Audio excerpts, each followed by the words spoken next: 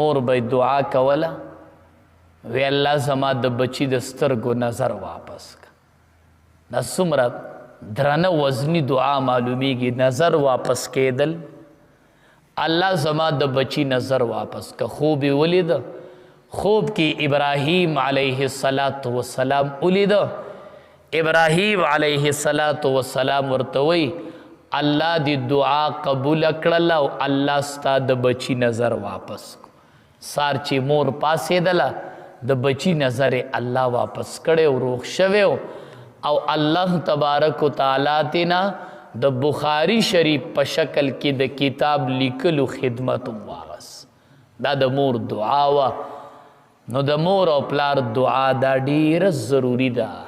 پکار د چې اولاد د مور او پلار نه دعا والی، ډیره دعا تینا والی، ډیره دعا. نو مونږ چې د مور او پلار د دعا ټیم راشي نو مونږ یې د ځان نه بیل کو، د ځان نه جدا کو. چې د دعا ټیم راشي نو د دعا نه محروم شو، د مور او پلار د ځان نه جدا کو. دا د دوی د جدا کولو ټیم نه دی، دا د دوی د خدمت ټیم دی. خدمت وکړه چې الله درله دنیا او اخر ښایسته کړي. نو ډېر ناکام به د مور او پلار سره کو، خصوصا چې کله حالت د بوډاوالي ته ورسیږي. دا ډېر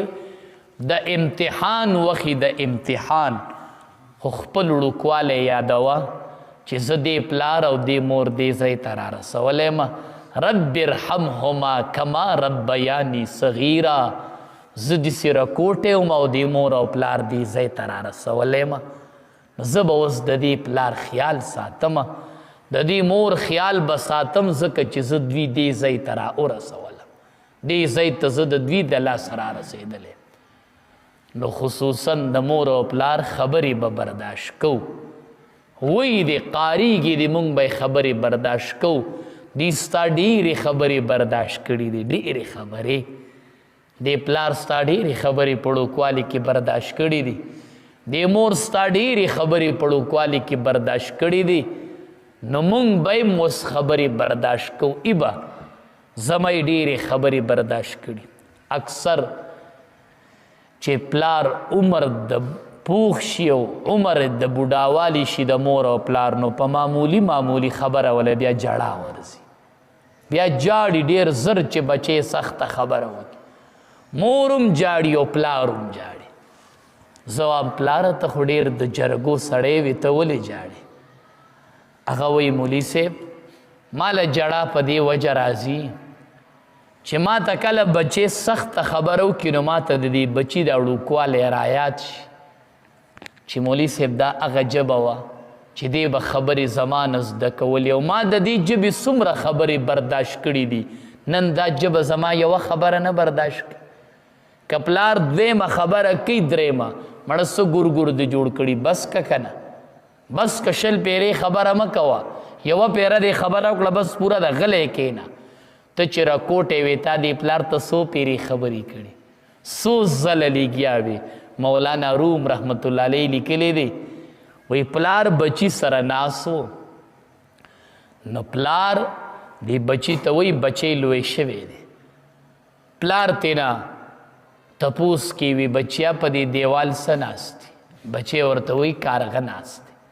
دا پلار بیا بچی ته وی بچیا څه ناست دی؟ پلار ورته وی کارغه ناست دی. بیا ورته دا پلار وی بچیا څه ناست دی؟ نو دی ورته وی پټه پوړون شي، خدای دې پستر ګړون که خو کارغه ناسته کنه. نو دا پلار ورته وی بچیا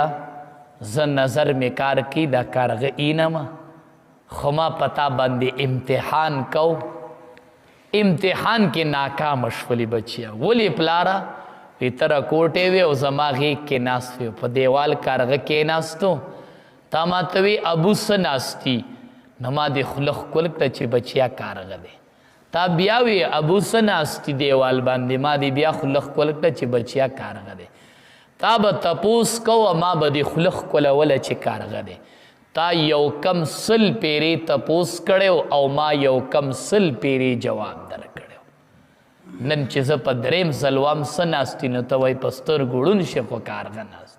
نو پلار به بیا جړا پلار له نه ورځي نو پلار وی مولی صاحب مال زکه جړه راځي چې دا بچی مې راکوټي وو نو یو براته وی دا زما ابو دی بل براته وی دا زما ابو دی بل براته وی دا زما ابو دی په ما به را منډې کولې یو به مې غیږ ته راختو نو دی به نارې والی زما ابو دی زما ابو دی نن چې د جدایۍ ټیم شو نو یو ته وی ستا پلار دی او بل ته وی ستا پلار دی نو هغه پلار وی دا هغه ژبه د هغه ما ته چې به ابو کول نو ما له ځکه جړه راځي چې دا هغه ژبه ما ته نن وی چې کومې ژبې به ما ته ابو کول نن هغه ژبه وی دا ستا پلار دی او دا ستا پلار دی دا پلاران هوښیاري خو چې مشران شي نو بې خبرو ته خیال نه دی پوه نشي نن سبا یو بل رواج دی دا بچی چې جدا کیږي که نه نو تقسیم شروع دا ستا او دا ستا او دا ستا پلار یې غلی ناست آخر کې ورته هغه پلار ویاسې زه به لکه کم ځای یما د چا سره به یما څه چل به کومه زما برخه پکې څه شوه اول خو مسله دا ده چې پلار ژوندی دی نو په دې کې د سره اډو د بچي برخه نشته نو ته د پلار مال تقسیموي ناستې ورته میراث بچی ته به هله برخه میلاویږي چې کله پلار وفات شو نو مالی میراث شو نو بچی ته برخه میلاو شو په ژوندانه د بچی د پلار سره یو اتانیزم نه رسي او دې پلار ته لګیا وي دا تقسیم په ژوندانه وکړه خپل مال هغه تقسیم کی ستا مال خو نه دی په دې کې ستا څه دي نو بعضې به ورته په ژوندانه وایي ماله برخه راکړه په ژوندانه ورته وایي تقسیم وکړه که ته د دې پلار نه مخکې شوې او مړ شوې که نه قبر کې درنه الله دا تپوس نه کوي چې د پلار نه دې ولې برخه نه اخسته قبر کې به الله وایي چې د پلار نفقه پتا واجب وتا ولې نه ده ورکړې نو دا غم نشته چې د پلار په ما نفقه واجب ده چې زه خپل حق ادا کوم نو دې پلار ته وایي ته به پکې د سره وي د سره مطلب ده چې د کم بچی سره خوشحاله جو د هغه سره به نه پلار هم سم خوشحالیږي وایي زه به پکې د سره یم لکه د هر بچي سره به یم مونږ ته تپوس کو څه چلو شو یاره مولي صاحب زه پکې د سره یم چې د کم بچي کره تیاره وه او د کم کره مې خوښه وه هغه چې لږه موده وشي نه پکې بیا د سره نه وي دا چې ورته وایي ته به پکې د سره یې د دې مطلب دی چې د سره پکې نه یې ته خو تې ایستلی خو دی چې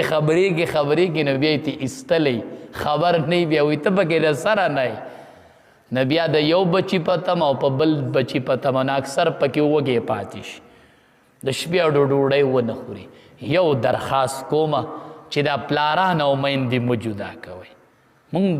د رور نه جدایي لیدلې ده چې جدا کیږي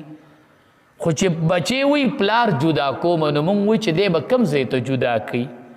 چې بچی د ځان نه جدا کوي نو دی به چرته ځي نو مور او پلار مه جدا کوئ دا یوه جدایي وله پوره ده چې مقبرو ته روان دي بس و به یې خخ پی کې روپس پشیتی ټول عمر به درته کور خوشې پروتې خوشې بیا موړ بشي په خوشې کور خو په ژوندانه دا کور مه خوشې کوه بیا به خپی بیا به ټول عمر له کور خوشې پروتې بیا به وایي چې یو بوډا پلار مې وې یوه بوډۍ مور مې وې په کټ کې پرته وې او د سترګو نظر یې کار کولی او دا ژبه یې سنډېدلی چې ما ته سحر وایي چې زه بچیا الله دې روغ جوړ راوله زه بچیا الله دې کامیاب کا چې داسې یوه دعا راته کېدلی او دا یوه ژبه راته سنډېدلی بیا به دې پسې ارمانو کې دا کور به ګوټ په ګوټ کې خو کور کې به دې بیا برکت نه نو دا برکت د مور او پلار سره پروت دی دا په خوشي کورونو کې نشته دی نو مور او پلار مه جدا کوئ مور او پلار ځان سره کور کې اوسوئ دا ډیر لوی برکت دی ستا سره کور کې دا چې دا ژبه تغړی که نه او دا چې دا ژبه تغړی او دعا کوي نو دا تا دپاره ډیره لویه سرمایه ده نو د یوسف علیه السلام رونو دویم ګناه تې څه شو د مور او پلار نافرماني دریم په کشر رور شفقت ونه کو دی کشر رورو په د شفقت پکارو حق کبیر الاخوة علی صغیرهم حق الوالد علی الولد د مشر رور مثال په منزله د پلار دی نو کشران به د د پلار په شان خیال ساتي خو مشر به په کشرانو شفقت کوي نو دوی په کشر رور باندې شفقت اونکو بل ګناه دا وشو چې دی د وعدې خلاف ویلی هغه ته سو او وی کړل څه نو یوې د وعدې خلاف کو ان العهد کان مسئولا وعده چې د چا سره وکړه د دې به الله تپوس کوي وعدې د چا سره مه کوئ مضبوط مه وایئ انشاءالله دا کار به کوم انشاءالله دا کار به کوم انشاءالله دا کار به کوم انشاءالله وایه او مضبوطه وعده مه کوه ان العهد کان مسئولا د دې به الله بیا تپوس کوي او بغیر د انشاءالله نم داسې کلکه خبره مه کوه چې دا کار به کوم او سبا به خامخا کوم نه وای سبا به انشاءالله دا کار کوو وی سړی روانو میخه اغستلی وي پیسې ورسره پرتې وي بل ورته وی چې څه کوي چې زما میخه علمه هغه ورته وی چې انشاءالله پکې وایه وی چې بدې کې د انشاءالله څه ضرورت دی خوای دي پیسې پرتې دي او هغه د میله ده اوس په پکې میخه والم په دې کې د انشاءالله څه ضرورت دی هغه وی وایه پکې چې لاړ نه هغه پیسې تې ورکې شوې چې دی ولید وی میخه دې واخسته وي انشاءالله پیسې مې ورکې کړې بیا به انشاءالله مخکې وي بیا به د کار نه مخکې انشاءالله وي نو ښه دا ده چې خبره وکړي نو وایي انشاءالله که د الله خوښه شي نو دا کار به وکم نو یو دوی د وعدې خلاف ورزي و الله به دې بیا بې وعدې کوي نه چې انشاءالله وایي بل دی دروغ ویل دروغی مې وی که نه څومره دروغی وی دا ټول ګناهونه چې د دین اوشول نو دا د حسد په بنیاد اوشول معلومیږي دا چې دا حسد ډیره لویه ګناه ده الله دې ته زمونږ د ټولو حفاظت وکړي د عوامو